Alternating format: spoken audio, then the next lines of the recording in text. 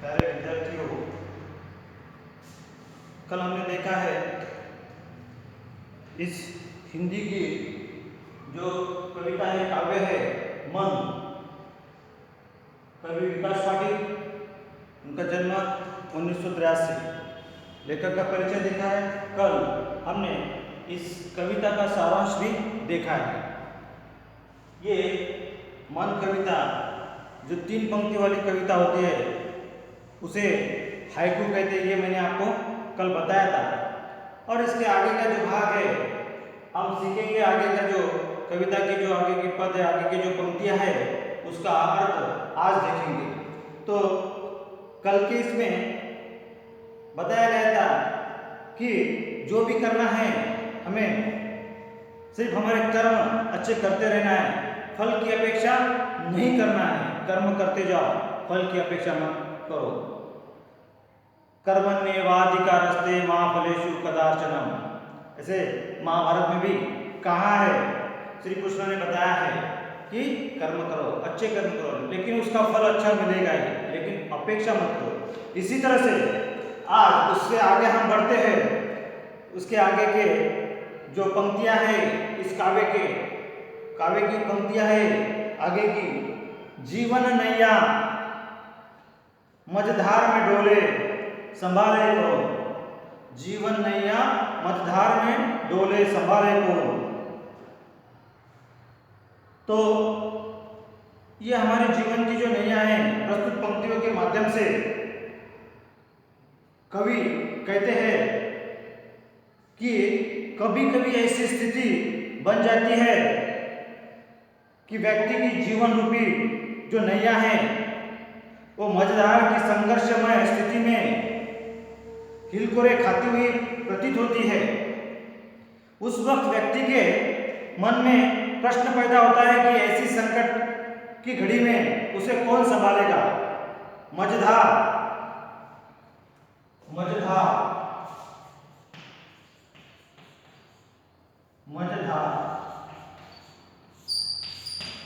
मतलब जो नदी का प्रवाह होता है उसका मध्य भाग।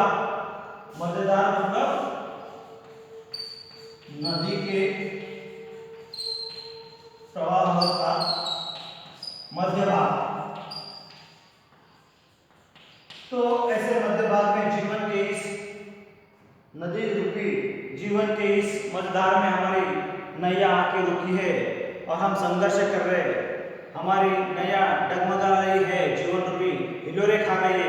उसे हम इस संकट की घड़ी में कैसे और कौन हमें संभालेगा।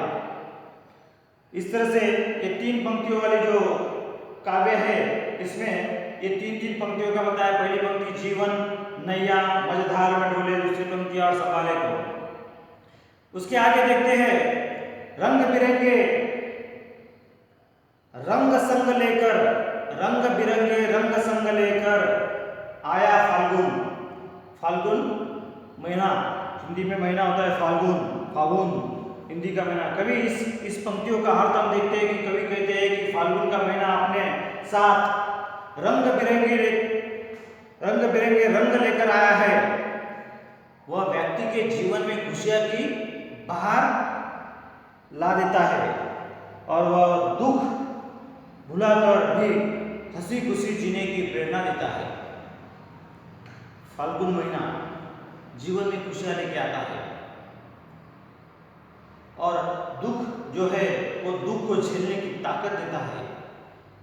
इसी तरह से जीवन होता है, सुख में भी दुख, दुख में भी सुख।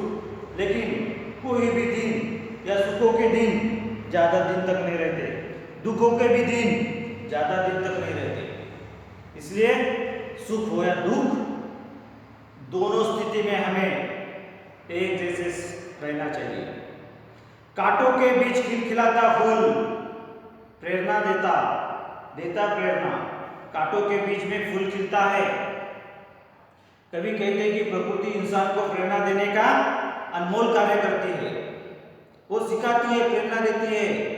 ये निसर्ग प्रकृति हमें सिखाती है कि कैसे जीवन जीना चाहिए, निस्वार्थ भाव से कैसे जीना चाहिए। वो मनुष्य के लिए प्रेरक है, प्रकृति मनुष्य के लिए प्रेरक है, प्रेरणा देती है। जीवन में चारों ओर संकट रूपी कांटे ही कांटे हैं और ऐसे में व्यक्ति को उन कांटों के बीच से मार्ग निकालने की प्रेरणा खिलखिलाता फूली देता है। अपना जो जीवन है, इस जीवन के अंदर कांटे ही कांटे हैं, पग पग पर कांटे ही कांटे हैं, फिर भी जीवन जीना पड़ता है, उसमें से भी हमें सुख देखना पड़ता है। इसी तरह से ये प्रकृति जो है फूल है, कांटों के बीच में रहकर भी अपना सा सुंदर सा फूल सुगंध देता है, सबको महकाता है। आगे की पंक्ति में कवि कहते हैं कि भीतरी कुंठा आंखों के द्वार से आई बाहर, आंखों के द्वार से आई बाहर। मैं कवि कहते हैं कि पीड़ित व्यक्ति के हृदय में जो विफलता जन्य घोर निराशा होती है, वह उसके नयनों द्वारा आंसू के रूप में बाहर आती है और व्यक्ति को रोने के बाद राहत मिलती है, उसे सुकून का एहसास होता है। भीतरी कुंठा, अंदर ही अंदर हम जब घूमते रहते हैं, अंदर ही अंदर हम दुखी होते हैं, तो उस समय हमारे आंखों से आंसू निकल आते हैं। ये आंसू निकलने के बाद हमारा मन हल्का हो जाता है। हमारा आंसू के बाद में हमें आंसू निकलने के बाद हमें थोड़ा सा सुकून मिलता है, व्यक्ति को रोने के बाद राहत मिलती है।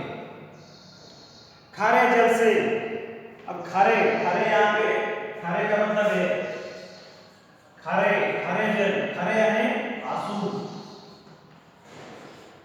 हमारे जो आंखों के आंसू होते हैं उसे कहते हैं खारे जल, कारण वो जो जल होता है, पानी होता है, आंखों का पानी होता है। खारे जल धुल गए विषाद मन पावन, विषाद का अर्थ होता है विषाद, इच्छा पूरी न होने पर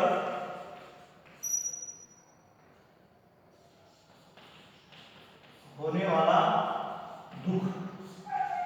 इच्छा हमारी पूरी नहीं होती है, उस समय पे हम निराश हो जाते हैं, दुखी हो जाते हैं, उसे कहते हैं विषाद। तो प्रस्तुत कविता में कवि कहते हैं कि व्यक्ति की सारी अभिलाषाएं पूरी नहीं होती है, इच्छाएं पूरी नहीं होती है। अभिलाषा मतलब इच्छाएं पूरी नहीं होती है। जब व्यक्ति की अभिलाषाएं पूर्ण नहीं होती है, तब वह हृदय से दुखी हो जाता है, मन से दुखी हो जाता है। और देखा, अपना जो जीवन है तो एक क्षणभंगुर है, फिर भी व्यक्ति इस जीवन रूपी विष को पीना चाहता है। वह मरना नहीं चाहता, लेकिन यह संभव नहीं है। मनुष्य मरने के लिए डरता है, डरना नहीं चाहता, मरना नहीं चाहता है, जीना चाहता है, लेकिन जीवन के अंदर भी इतना सारा दुख है, फिर भी जीना चाहता है। ये जो विष है वो पीना चाहता है, जीवन रूपी विष पीना चाहता है। मन की पीड़ा घाई बन बादल बरसी आंखें। कवि कहते हैं कि व्यक्ति अपने मन में दुख को कब तक संभाल कर रख सकता है, आखिर में उसके हृदय की पीड़ा काले बादलों का रूप धारण कर लेती है और आंसू के रूप में वो प्रस्तुत होती है, आंसू के रूप में वो बरसती रहती है। वो जो अंदर की पीड़ा है वो आंसू के रूप में बरसती है। चलती 7 पटरियां रेल की, फिर भी मौन। कवि कहते हैं कि जब रेल की जो पटरियां होती है वो साथ में चलती है, कभी एक दूसरे को मिलती नहीं, कभी कुछ कहती नहीं, वो मौन रहती है। अकेला चलना वो सिखाती है। कोई किसी का नहीं होता, इस जीवन में कोई किसी का नहीं होता, हमें खुद का खुद देखना पड़ता है। दुख में व्यक्ति का साथ कोई नहीं देता। जिस प्रकार रेल की पटरियां भी होती है वो एक दूसरे का कभी साथ नहीं देती, दिखाई देती है साथ में, लेकिन एक दूसरे का कभी साथ नहीं देती है, फिर भी दूसरों से मिलती नहीं है, एक दूसरे को मिलती नहीं है, सुख में मिलती नहीं, दुख में मिलती नहीं। उन्हें एक दूसरों से कोई सरोवर या कोई लगाव नहीं होता। वे सदैव मौन साधे रहती है, वे सदैव शांत रहती है। जीवन रूपी इस काव्य के अंदर बनाया। इस जीवन का पूरा सार इस काव्य में बताया है। सितारे छिपे बादलों की ओट में, सुना आकाश ओट में, ओट यानी आड़ में, ओट यानी आड़। सितारे छुपे हैं बादलों की आड़ में, परंतु बादल छा जाने के कारण वे उनकी ओट में छिप जाते हैं और आसमान सुना हो जाता है। इसी तरह मनुष्य भी होता है। व्यक्ति जीवन में कड़ी मेहनत करता रहता है, फिर भी भाग्य साथ नहीं देता, अपना भाग्य अपने को साथ नहीं देता है। उसे कोई कर्मफल प्राप्त नहीं होता, जिससे वह निराश हो जाता है और उनका जीवन शून्यपन से भर जाता है। तो आगे के पंक्तियों में कवि ने बताया कि तुमने दिए जिन गीतों को स्वर हुए अमर। कवि कहते हैं कि ईश्वर से बढ़कर इस दुनिया में कोई अन्य शक्ति नहीं है। ईश्वर ने ही व्यक्ति के जीवन रूपी गीतों को स्वर प्रदान किए हैं। यदि जीवन जीने की शक्ति प्रदान की है तो यही कारण है कि व्यक्ति अपने कर्म के कारण इस दुनिया में पहचाना जाता है। ईश्वर ने ही हमें सब प्रदान किया है। इस दुनिया में ईश्वर ने ही हमें सब दिया है, लेकिन मनुष्य इस जीवन के अंदर अपने कर्मों से पहचाना जाता है। जो कर्म अच्छे है उसे पहचाना जाता है। इसलिए ये जो शक्ति ईश्वर ने हमें प्रदान की है, उस शक्ति का अपने कर्मों के साथ जोड़कर अच्छा उपयोग करना चाहिए। सागर में भी रहकर मछली प्यासी ही रही, पानी में मीन प्यासी। मतलब सारा समुद्र उसको है पानी, फिर भी वो प्यासी है। क्यों? कभी कहते हैं कि सागर में रहती है फिर भी वो पानी नहीं पी सकती, क्योंकि उस सागर का जो पानी है वो पानी खारा होता है, वो पी नहीं सकती है, वो प्यासी ही रहती है। इसी प्रकार जीवन रूपी संसार में मानव रूपी मछली जो है वो सब कुछ प्राप्त कर लेती है, फिर भी जीवन के अंतकाल में वह उन्हें छोड़कर चला जाता है।